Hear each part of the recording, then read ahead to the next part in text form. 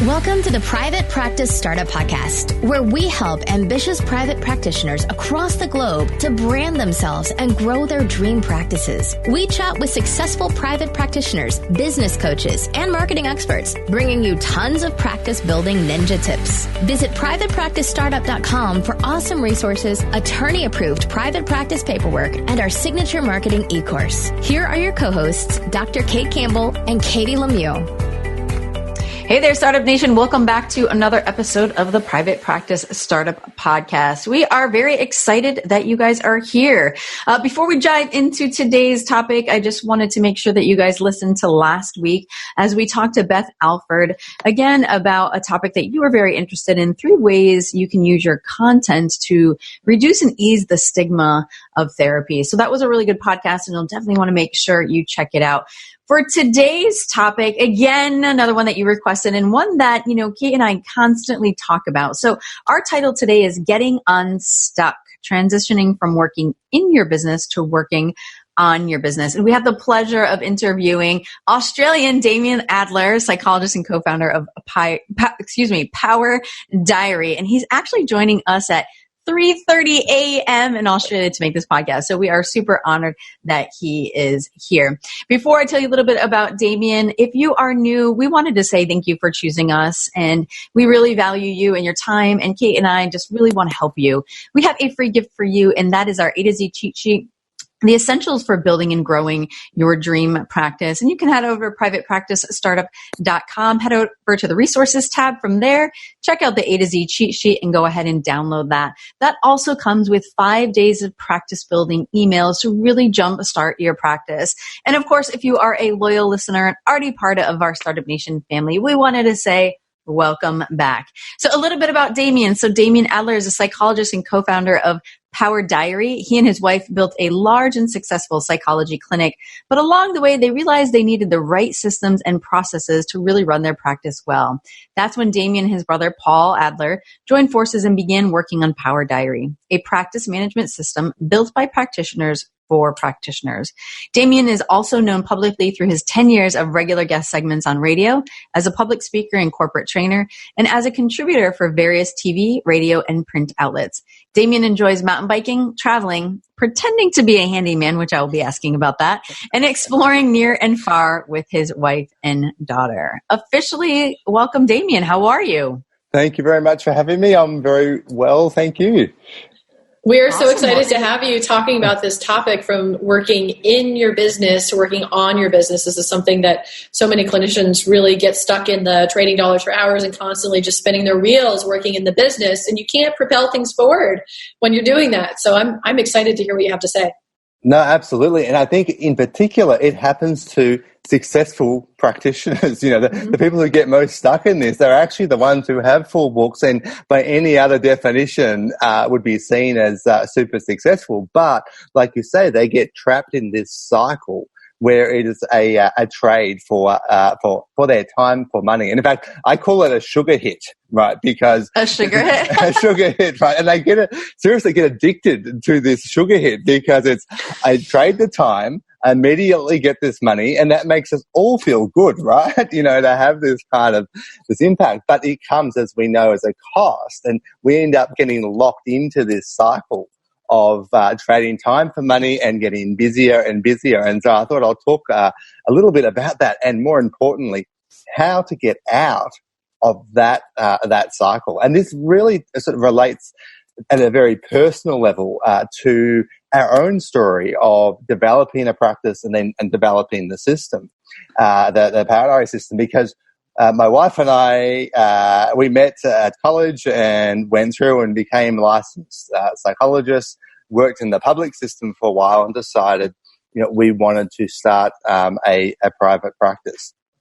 But we really wanted to have a quality of life as well. And we had a lot of other goals. So we had, in addition, of course, to the work goals, so having quality treatment and working with a quality team of people. But we had some income goals, so let's not be shy about that. This was, you're true. Yeah, we were very clear that we were working in a health space, but we weren't running a charity, right? This had to deliver some financial results provide a certain lifestyle. We wanted flexibility. We wanted to be able to travel, which often doesn't always fit so well when we have the responsibilities of a client load. We wanted to spend time. We didn't have kids at that time, but we were hoping that would be on the horizon. Eventually was, but we wanted to be able to spend time with kids and then pursue other passions so that we're able to set up the system in a way that allowed us to work hard, but not only on this. And this is actually sort of how it worked. And over time, so we started our practice about 10 years ago. We built it up over a few years to be a seven-figure practice. So it really grew very strongly, and some of the things that we really thought were long shots, thank goodness, paid off. And people said, this is never going to work. But it did, and the growth and the revenue grew. And importantly in the context of today's discussion, is around what percentages of income and revenue were generated by Beck and I as the kind of principals, if you like, versus other people and other activities, because that's critical. If you're earning really good money in a private practice context, but you are trading all your time to generate that, all your hours to generate that, then that's a false economy. And that's where I argue that people are addicted to the sugar hits. So Damien, I'm curious, how did you decide to become a psychologist? Well, it's funny. So initially, really just personal interest, and I make the only half joke that being a middle child, right? Being a middle child really kind of heightened my need to be able to negotiate and be able to see multiple perspectives and understand that there isn't one reality. We all have our own reality. And that reality is not always shared. Our perception is not shared. So it started from that, but that actually was an interest, and I went away to college and actually started at law school. So the plan was to become a lawyer, and of all things, a commercial lawyer. So how dull and boring was that? So I soon gained some insight and decided, no offense to any commercial lawyers out there. In fact, my sister happens to be a lawyer, so no offense to her. But at law school, I realized from a personality point of view, this was just a real mismatch. And so I did studied a few different things. And eventually, I thought, the only thing that I just thoroughly love and do for the fun of it rather than a career path was psychology. And eventually, in fact, someone in one of the administration officers said, do you realize that you've got enough psychology to qualify to go on to further study? And so from there, I thought, you know what, let's do that. And so I went on and did the subsequent postgrad type work, and then did an internship and so forth, and went through our processes here. Gotcha. So it wasn't a direct path of, was it epiphany as a child, this is what I'm going to do. So I took a little bit of a path, and then it evolved even within. So I still love the clinical side of things, and we still actually have a group psychology practice, which my wife runs now, because Powder takes up the vast majority of my time.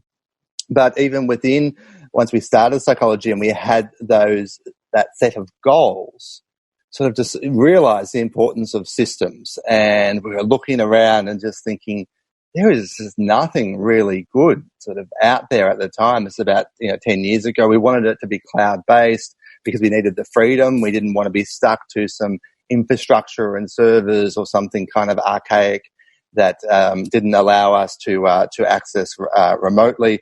And we even tried a few systems and paid the money, and then went, this is just not right. And eventually decided, my brother has a very strong history in technology, and he in fact had developed a very large technology practice and had sold it to Australia's largest telecoms provider. Very cool. So, And is that the older brother or younger brother? The older brother, yeah. So he's the. There's 4 of us in the immediate, 6 in total, 4 from the immediate family. I am number 3, so I'm literally right there in the middle. But he developed this really successful technology company, and I was at a point where I said, "Look, we need a system. You can't run a practice and achieve those goals and have that kind of freedom without a really solid system to become the hub of everything that a practice does." And as I know you guys are so aware of, there's all these different aspects of running practices. So many. It sucks up your time, doesn't it? Mm-hmm. That, who knew, that therapy and providing services to clients is like a tiny portion of running a successful practice. And so that's how it all grew. And we thought, right, if there's nothing out there that really does it, we're going to make sure that we develop something that is for clinicians by clinicians. And nice. The rest is history. It just grew. Cool. So before we dive in a little bit more into really becoming unstuck, I just want to take a quick break for our sponsor. If you're in private practice, you wear a lot of hats. And some of those hats are totally great, but some, like filing taxes and running payroll, for example, not so great. That's where Gusto comes in. They make payroll, taxes, and HR actually easy for small businesses like your private practice. Fast, simple payroll processing and benefits and expert HR support all in one place. Gusto automatically pays and files your federal, state, and local taxes so you don't have to worry about it. Plus, they make it easy for you to add on health benefits and even 401ks for you and your team. Let them wear one of your many hats. You have so many better things to do with your time. Listeners get 3 months free when they run their first payroll. Try a demo and see for yourself at gusto.com/PPS. That's gusto.com/PPS. There are so many ways to keep your practice organized, but Therapy Notes is by far the best. Their easy-to-use, secure platform lets you not only do billing, scheduling, and progress notes, but also create a client portal to share documents and request signatures. Plus, they offer amazing unlimited phone support. So when you have a question, they're there so you can get help fast. Get started with Therapy Notes today, trusted by over 60,000 professionals. Go to therapynotes.com and enter promo code PPS, as in Private Practice Startup, and you'll get 2 months for free. Also, you can listen to episode 54, where we interviewed Brad Pleiner and took an in-depth view into their EHR.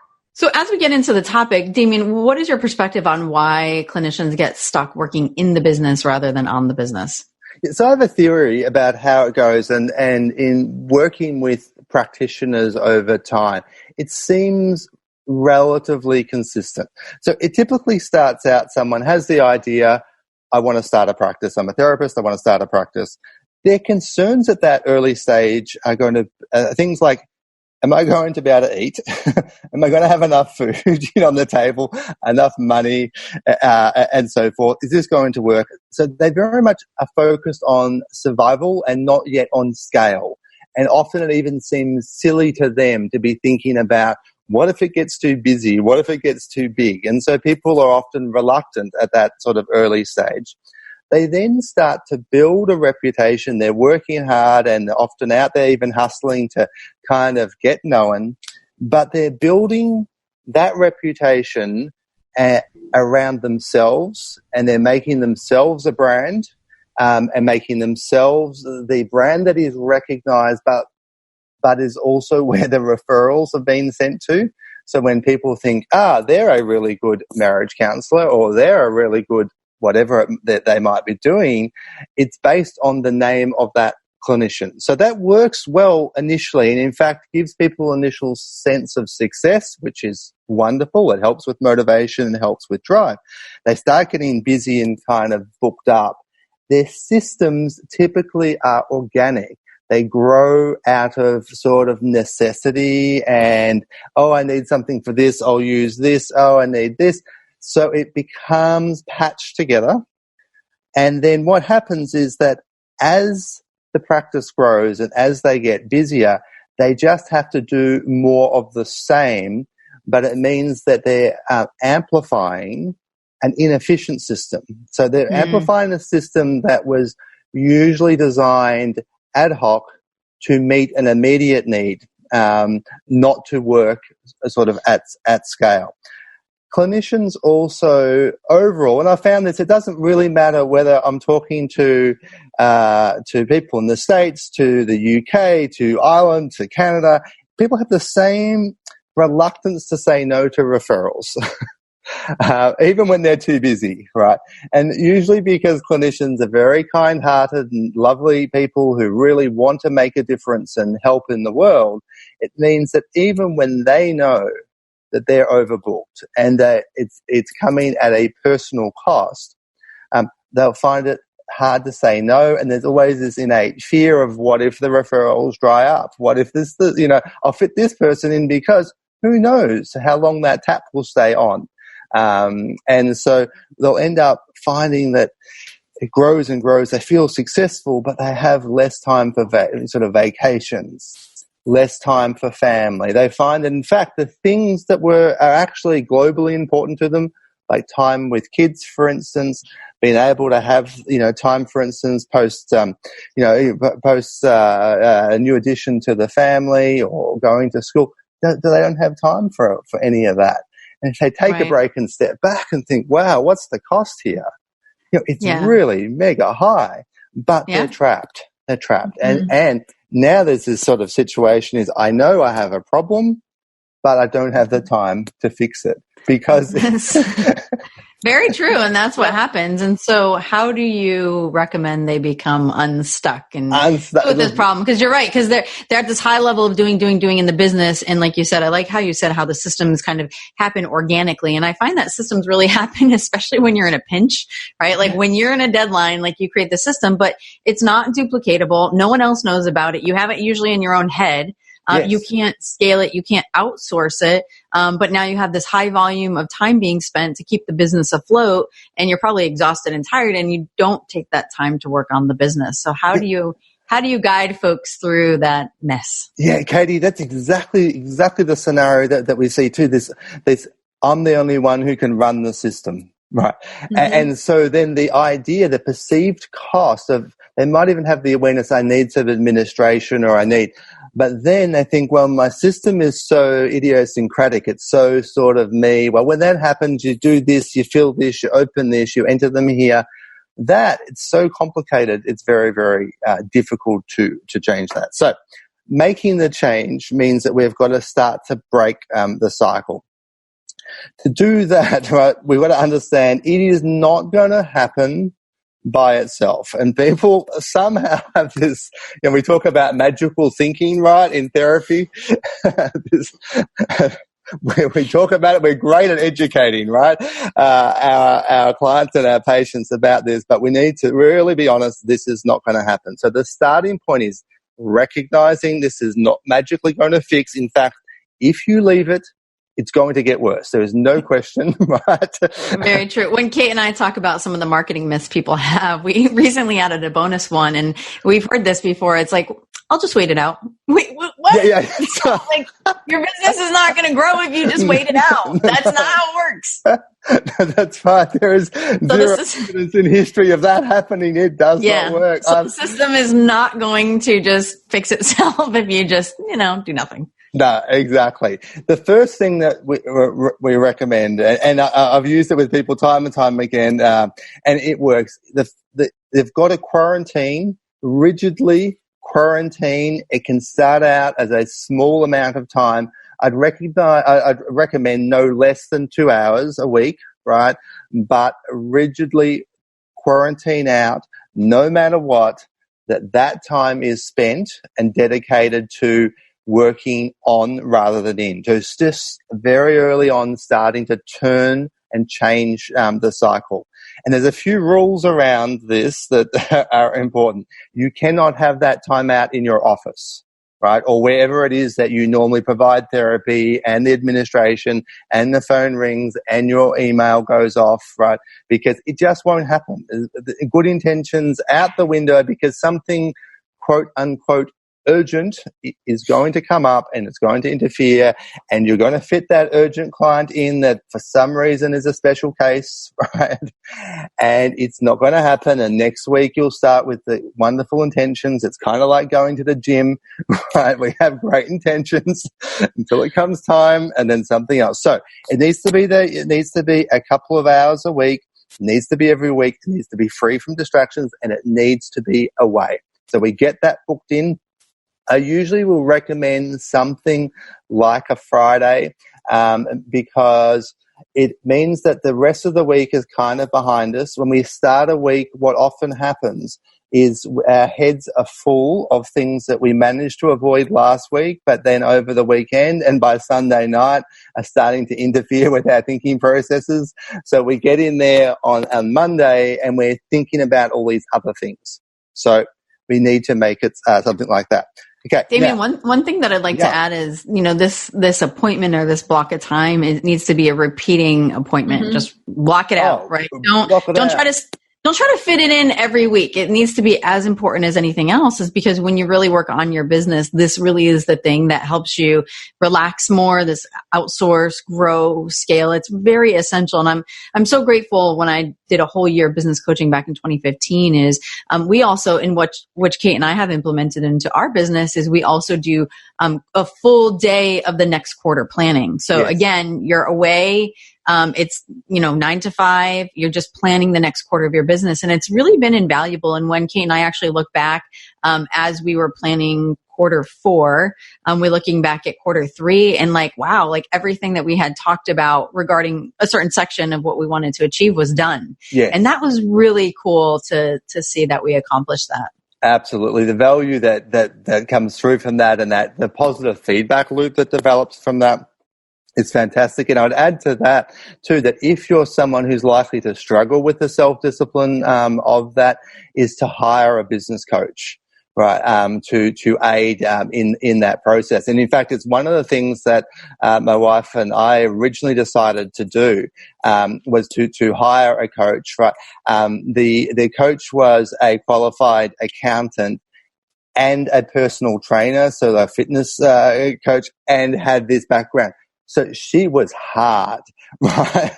And when there were tasks set that had to be achieved by our next meeting, so we met with her once a month, and we had our weekly meetings, but we met with her once a month. The accountability benefit of that was absolutely phenomenal, because she would give us, a hard time. The cost was hard. It felt hard to justify. It was, one of the highest costs in the early stages, of the business was this. But because we had this idea of this is where we are going, this is the plan, we knew we needed to kind of set, to sort of set that up. The second thing we need to do after we've decided we're breaking the cycle, we've set the time aside, rather than be tempted to jump straight in to just working on random things that are front of mind.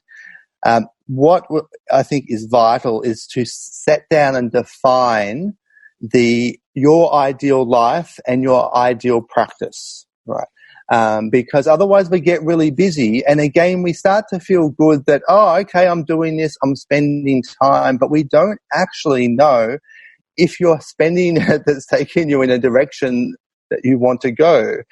So it seems sometimes people say, no, I just want to get into working on a system or working on implementing, something like Power Diary to kind of get everything running smoother. And would say, well, that's good, that's great, but first let's understand what it is that you want, in your life. And so going through and deciding what, aspects do you love of your work? What type of clients do you like working with? What type of clients do you feel energized about, or type of work do you really get you fired up and motivated? How many client hours, if any, do you want to do? Because that varies significantly from clinician to clinician. Damien, are you taking our course? Because these are the exact same questions we ask. No, I'm not. But I'm messing with you. I'm glad. No, it's all right. But you know what? Where there is convergence, it often tells you that's like where the truth of the matter, where it sits, right? Because those things are what will lead to long-term happiness and success.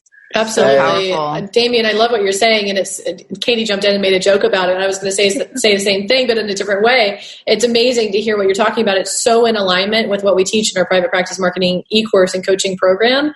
And it is a game changer. When you step back, so many people just want to dive into strategy and spin their wheels and the do and work in the business. But when you take that step back and you really work on the business and your vision for the business and your lifestyle, and you build your business around that dream lifestyle, it's a game changer. It changes everything.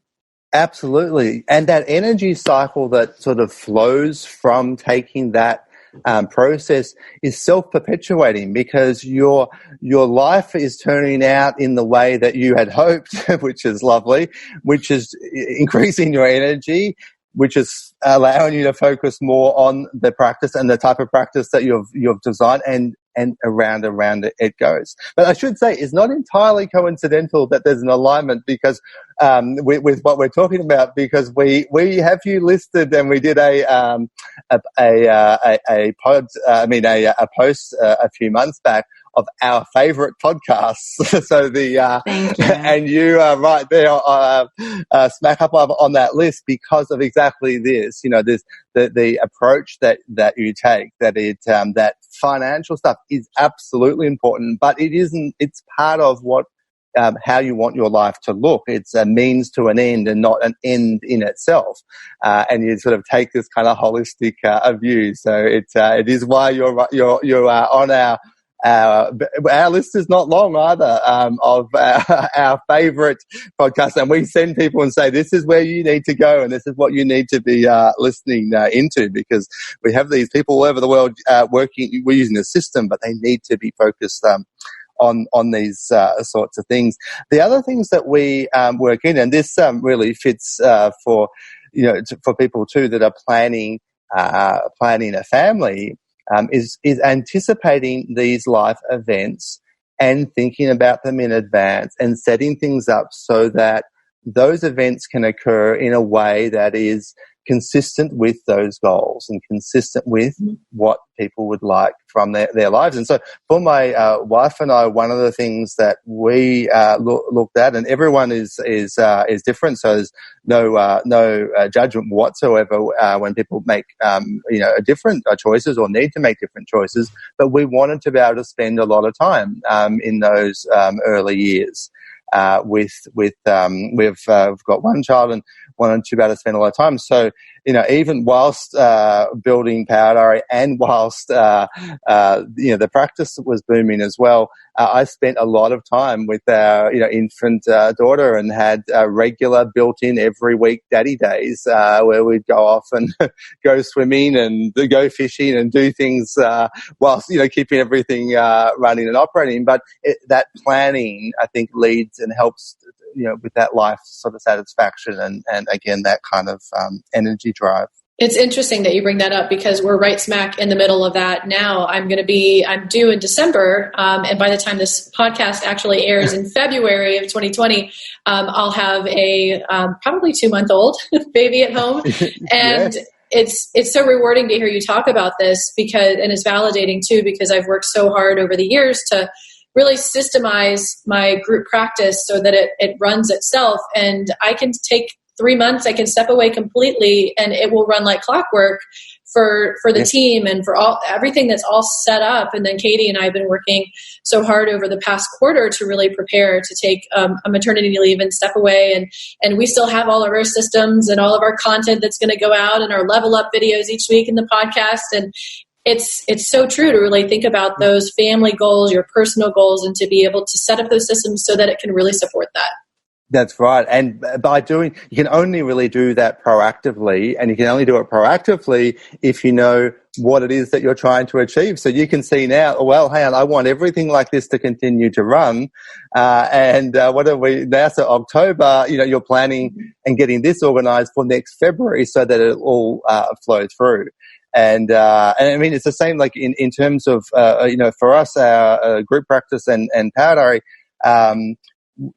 I think we've traveled to France now every year for the last 4 or 5 years. and spent time over, living over there for periods for holidays. We've traveled because that's one of the values for us, is to sort of explore the world and not to be sort of just Australian focused, and was obviously spend time in the UK as well. So for being able to plan that out and see that happen, and how the extent to which you'll appreciate that time you'll have with your baby. It's that rocking chair test, isn't it? When you think back on your life when you're old and you're on the rocking chair and you're thinking about your life, you're not going to think, oh, gee, I worked hard. Wow, I spent every moment working hard and building this. You'll remember the other things about how much time you're able to spend with your kids and family. So that is wonderful to hear. It is heartwarming that you're putting that into practice, and we'll see those sort of benefits flow through. And then the best part for me is I get maternity leave, but I don't have to change diapers or wake up in the middle of the night for a crying baby. That is gold. That's whole next level, to be able to do that. And I've never, this is unique in my experience. I have not experienced people that have nailed this concept so well that you can get that benefit. I'll be doing a little work here and there, but I'm also going to actually step back to pursue some other goals and things that I want to do during this time. So we've set it up really, really well. Yeah. So Damien, we're getting kind of close to the end of our podcast today. If there's one more thing that you want people to really take away from your message today, what would that be? Okay, I think to implement these things, we need to understand the gap of where you are and where you want to go, and then really get very, very good at this sort of eliminate, automate, delegate, right? And using those sort of three things to be able to get rid of as much unnecessary stuff that you just don't need to do, automate as much as you can. And that's where practice management systems like Power Diary that can help people book appointments and manage their calendars and manage their clinical notes, collect payments, send automated SMS reminders, all of those things that are automated but make the whole practice sort of run easier, means you don't have to be thinking about it, or worse, paying someone else to do those sorts of manual systems, and then get very comfortable with this sort of concept of delegating everything else, so that you're focused on the stuff that really gets you excited and delivers the most value. So if there was a take-home message from this that I'd like people to think about, besides designing their kind of life and practice of their dreams, is to implement it using systems and this concept of this, eliminate, automate, delegate. So you're just focused on those key things and having a great life and having some fun along the way. Don't forget to enjoy the journey. Yeah, I mean, that's why most of us got into business, is a lot of times to make a difference, but also really to live our dream life. And, Kate and I, a lot of times what we teach is because we did the complete opposite initially. And we actually, that's the first part of our course really is creating their goals and their dream life first, right? We need to really just set that up, and it's really important. That's awesome. And I know that you have a giveaway for our audience. Damien, what is that? Oh, yeah, absolutely. So we are in the final stages, and certainly by the time this goes there, of developing what we call the Freedom Workbook. And that actually will help guide people through some of these key steps that will help them sort of take them from where they are sort of now, and they can actually kind of track their progress in terms of how they're going, keep them focused and reminded of these key things. And for your listeners, they'll be able to download this free from our website. So from powerdiary.com/freedom. So well chosen name on purpose. We want people thinking about freedom. So /freedom, be able to jump on that and download that. And of course, people can always start a free trial on our system and explore a practice management system and just see how much work it can save them and how easy it is to get up and running. Great. And that's at powerdiary.com, right? That's right. Awesome. Right. Well, we really so appreciate you being with us today and just, talking about and sharing your passion, because it's also a passion of ours. And I'm just still so impressed how chipper you are at 4 a.m. It's like you're right smack in the middle of your day, but you're not. You're right smack in the middle of the night when most people are sleeping. So we do appreciate you taking the time. And we hope you guys join us next time as we talk to Tara. And Tara was one of our past coaches, and she's going to be sharing her success story and also where she is now. Thank you both. Yes, it's been great having you here, Damien. And for Startup Nation listeners, we hope you're enjoying all of this content that we're producing. We have so much fun creating it, and we always want to know that we're on track and providing topics that are most valuable and interesting to you. So definitely let us know if there's anything that we haven't talked about yet, topic-wise, that you'd love to hear, or let us know how you're enjoying the podcast. We'd love to get that feedback from you guys, and it really validates the direction that we're going and inspires us to keep inspiring you along your journey from startup to mastery. So Startup Nation, as always, thanks for allowing us to inspire you from startup to mastery. Take care and have an amazing day. Thanks for joining us on The Private Practice Startup. Visit theprivatepracticestartup.com for awesome resources, free trainings, attorney-approved private practice paperwork, and so much more.